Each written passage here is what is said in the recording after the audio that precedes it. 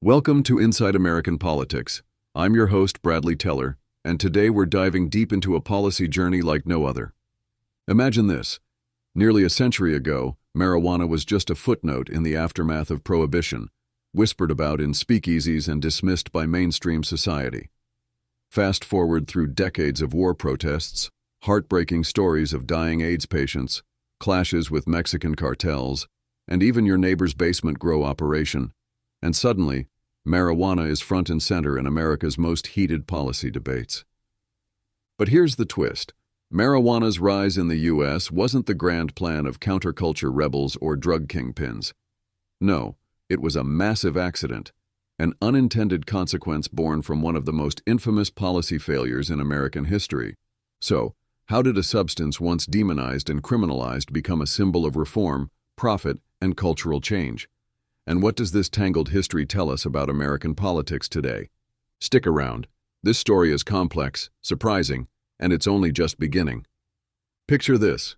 It's 1925, and America is deep into Prohibition. The government thought banning alcohol would create a sober, moral society.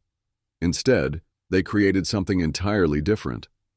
While politicians celebrated their noble experiment, something unexpected was brewing in the shadows. And it wasn't just bathtub gin. Prohibition was supposed to solve America's drinking problem, but it failed spectacularly. People didn't stop drinking. They just got more creative about it. Courts, jails, and hospitals remained packed with alcohol-related cases. But here's where the story gets interesting. When you make one intoxicant harder to get, people don't necessarily become sober. They find alternatives. Enter marijuana. As organized crime syndicates took over alcohol distribution and smuggling became an art form, the use of other intoxicants like marijuana and ether surged. Mexican immigrants, who often used marijuana recreationally, were migrating throughout the United States, bringing their cannabis culture with them. From New Orleans and other southern ports, marijuana flowed in from Cuba and Mexico. The numbers tell the story. By 1930, New York City alone had 500 tea-pads, marijuana's version of speakeasies. These establishments spread like wildfire along the Mississippi and throughout major cities.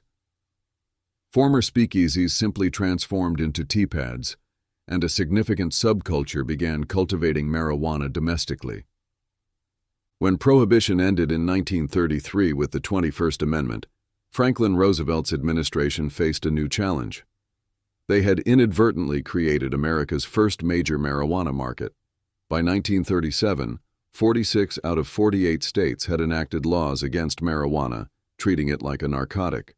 The Federal Marijuana Tax Act that same year tried to regulate use by making it nearly impossible to acquire marijuana for non-medical purposes. But here's the irony that would repeat throughout marijuana's history. The response from users was reminiscent of Prohibition itself. People simply ignored the law. And when World War II cut off foreign hemp sources, the government actually encouraged domestic marijuana cultivation in various states. You heard that right.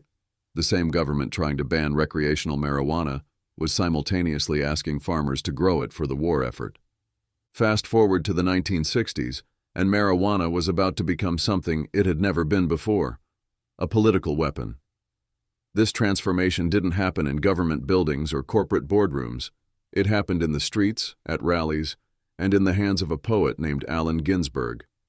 Ginsberg championed marijuana activism across the United States, but something remarkable happened when this movement collided with the growing opposition to the Vietnam War. Suddenly, marijuana wasn't just about getting high, it became a symbol of resistance. By 1967, with up to 35,000 young men being drafted each month, anti-war protests were erupting nationwide. Activists began using marijuana at these rallies, merging the act of smoking with the cause of opposing the war. Picture this scene. Thousands of protesters on the National Mall, passing joints like peace pipes while demonstrating against government policy. Movement leaders even claimed they would use the drug to levitate the Pentagon and rid it of its harmful influences. Jerry Rubin, one of the era's most prominent activists, captured this perfectly. Now everybody got stoned. Everywhere you looked, people would be passing the joint, like a peace pipe. Besides opposition to the war, it was the single most important unifying cultural activity. By 1968, using marijuana had become a highly political act. The period from 1964 to 1968 was one of the most turbulent in American history, and marijuana transformed from being seen as a gentle, beautiful thing into a symbol of shared defiance against authority. This wasn't just about getting high anymore. It was about collective resistance, and the activists who emerged from this era would become some of the most effective organizers of the subsequent 50-year campaign for legalization. They understood the power of collective action and the symbolic potency of marijuana. Even as the Vietnam War ended, they were just getting started on their next battle. The most powerful stories in marijuana legalization aren't about politics or profits, they're about love and loss. This brings us to San Francisco in the late 1980s and early 1990s, where the AIDS crisis was devastating the community. Dennis Perron wasn't a politician or policy expert. He was a man watching his partner die from AIDS, one of thousands in the city facing the same heartbreak. But when caregivers and patients discovered that marijuana offered some relief to those suffering from AIDS, something beautiful happened. Community members like Perron and the legendary Brownie Mary Rathbun formed a buyers club to provide cannabis to those in need. Think about the courage this took.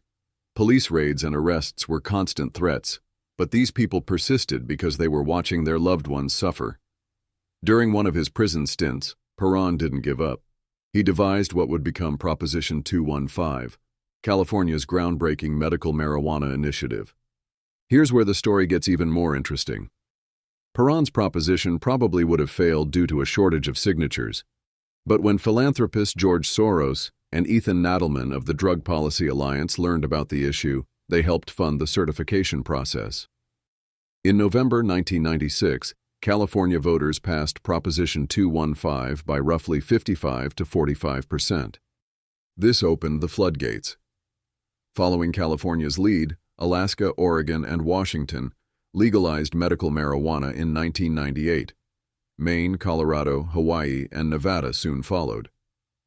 Today, over 30 states have broadly legalized marijuana for medical use, with many others legalizing CBD for medical purposes. But the federal government wasn't about to give up easily. The late 1990s and early 2000s witnessed numerous confrontations between states with legal medical marijuana and federal authorities who continued enforcing national prohibition. Federal agents launched raids on production facilities and pursued suppliers, particularly in California. One of the most telling cases involved the Oakland Cannabis Buyers Cooperative.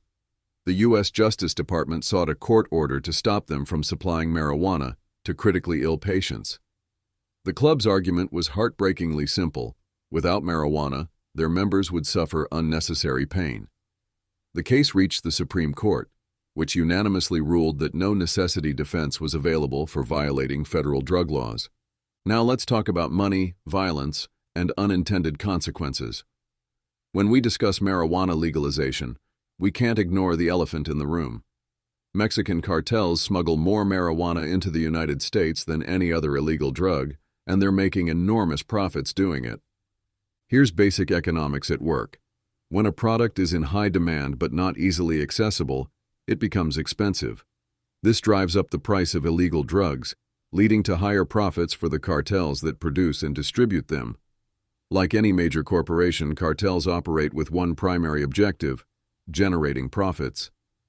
The parallels to prohibition are striking. Just as the ban on alcohol didn't eliminate drinking but created massive criminal enterprises, marijuana prohibition hasn't eliminated use. It's created a billion-dollar illegal industry. The repeal of prohibition did reduce some impacts of organized crime, but it didn't eliminate criminal organizations entirely. If marijuana were legalized, regulated, and taxed in the United States, its price would drastically decrease, affecting cartel profit margins. This is pure economics, separate from any moral arguments about legalization. But here's the complexity. This wouldn't necessarily dissolve Mexican cartels. Just as organized crime groups in Chicago and New York adapted after Prohibition's repeal by diversifying into legal trades and other illegal activities, Mexican cartels could adapt too. They could enter the legal marijuana market while continuing to traffic cocaine, methamphetamine, and heroin. They could diversify into kidnapping, extortion, and human smuggling. The World Bank has shown that tobacco use decreases when cigarette taxes increase, and these studies highlight the effectiveness of combining high taxes with education and awareness campaigns. This suggests that intelligent marijuana legalization policy, combined with education, could indeed impact cartel economics, while acknowledging that it's not a silver bullet for organized crime. Here's a reality check that might surprise you. In most of America, you can still be fired for using marijuana, even if it's legal in your state, and you only use it at home on weekends. Welcome to the complicated world of employment law and cannabis. Recreational marijuana users face significantly more challenges than medical users when it comes to employment.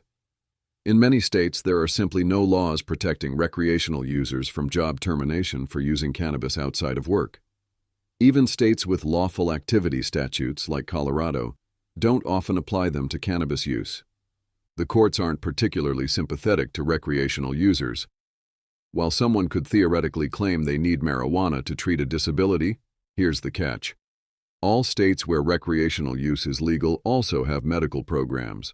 Courts are unlikely to rule in favor of someone who wants employer accommodation for their disability but refuses to participate in the state's medical program. But there's some progress. As of early 2022, 4 states have enacted laws protecting recreational users.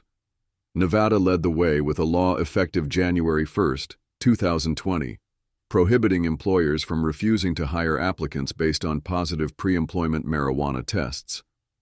There are exceptions for public safety roles and positions requiring federal drug testing. Montana, New York, and New Jersey have gone further. Montana amended its lawful activity statute to include marijuana use, preventing employer discrimination for legal use during non-working hours. New York prohibits firing employees for using cannabis outside business hours, provided they didn't use company property. New Jersey's law is similar but also requires that employee impairment be determined by a workplace impairment recognition expert, not just a positive test. This creates a patchwork of protections that employees need to navigate carefully. Your cannabis use might be legal under state law, but your job might not be protected. Here's a question that gets to the heart of marijuana policy. Should the government grow and sell cannabis directly, or should we let the free market handle it? This isn't just theoretical, it's a fundamental choice that shapes everything about how legalization works. Some policy experts favor government-controlled production and distribution. The benefits are compelling. The government could retain all revenue instead of just taxes, maintain strict control over messaging, set low prices to undermine illegal markets, and avoid over-reliance on heavy users for business sustainability. This last point is crucial. As researcher Bo Kilmer has pointed out, private firms might need to maintain and encourage heavy use to stay profitable, which could lead to significant public health problems. Think about how tobacco and alcohol companies have historically marketed their products. But here's the reality. It's currently illegal for states to enter the cannabis production and sales business themselves. Even though the federal government could theoretically legalize marijuana and either let states enter the market or take it over completely, this seems unlikely. Between the extremes of full government control and a robust private market, there are interesting middle ground options. Policy experts have suggested allowing only non-profit organizations to sell cannabis, permitting a small, closely monitored set of for-profit businesses, or restricting distribution to small collectives that grow their own plants. Creating marijuana policy from scratch also involves complex questions about government structure. Legislatures can't enforce laws themselves and can't detail every rule needed to govern a complex marijuana market. They must delegate these tasks to agencies, which raises questions. Create a new agency or use existing ones? How should leadership be structured?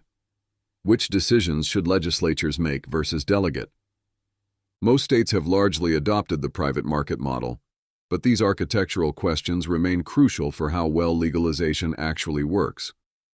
Our final segment brings us to perhaps the most personal aspect of marijuana legalization. Should you be allowed to grow your own plants at home? This question has sparked surprising debates. revealing tensions between personal freedom, state revenue, corporate interests, and law enforcement. Most states have permitted home cultivation with limits. Oregon allows 4 plants per person, Colorado permits 6, and Michigan allows 12. Massachusetts takes an individual approach. Each person can grow up to 6 plants, with a household limit of 12, regardless of how many people live there. But not everyone's on board. Washington and Illinois have completely prohibited home cultivation of recreational marijuana. Nevada only allows it for people living more than 25 miles from any dispensary. Why would states restrict something as simple as growing a plant? Follow the money. Individuals who grow their own marijuana don't visit dispensaries, which means lost tax revenue for the state. There's also the monitoring problem. Even though states only permit personal use or small gifts, enforcing these limitations is nearly impossible. Some homegrown cannabis will inevitably find its way to black markets. Law enforcement faces challenges too. How do you distinguish between legal and illegal growing operations? The only difference might be the number of plants, which isn't always easily discernible without property searches. Here's where it gets really interesting. The cannabis industry itself often opposes home cultivation, fearing lost profits. When New York Governor Andrew Cuomo proposed banning home cultivation in 2019, reform advocates were surprised. It was later revealed that this decision was likely influenced by a report from the New York Medical Cannabis Industry Association recommending such a ban. NORML Executive Director Eric Altieri voiced strong opposition, arguing that the only reasons to oppose home cultivation are individual and corporate greed. He criticized the industry for prioritizing profit over personal freedom. Even South Park addressed this issue in an episode where a character's cannabis company suffers losses due to home cultivation, highlighting the tension between profit-driven companies and home cultivation advocates. As we reach the end of our journey through marijuana's complex history, one thing is crystal clear. This story is far from over. From the unintended fallout of Prohibition to the brave AIDS activists fighting for compassionate access, from anti-war protesters lighting joints as symbols of resistance to today's heated debates over home-grow rights, marijuana legalization has never just been about a plant. It's about personal freedom versus government control, public health versus individual choice, criminal justice versus compassion, corporate profits versus community rights. Each chapter in this saga has unveiled new complexities, unexpected players, and unforeseen consequences. The activists passing joints during Vietnam War protests could hardly have predicted today's battles over workplace policies or government-run dispensaries. The caregivers risking arrest to help AIDS patients likely never imagined corporate cannabis giants lobbying against home cultivation. What started as a side effect of alcohol prohibition has evolved into a multi-billion-dollar industry, a criminal justice reform movement, a medical breakthrough, and a personal freedom battleground all rolled into one. And with every state that legalizes, every court ruling, and every new policy, the story continues to unfold. This green revolution isn't just about changing laws. It's about transforming how we think about prohibition, freedom, government power, and unintended consequences. Whether you stand for or against marijuana legalization, one truth remains. This story will keep evolving, bringing chapters we haven't yet imagined. Curious about what comes next? Head over to the Skoob app and dive into the full podcast episode on the evolution of language. Download the app now from the App Store or Play Store and keep following the thread of our incredible human story. Thanks for tuning in to Inside American Politics. I'm your host, Bradley Teller, and this was the nearly century-long journey of marijuana policy.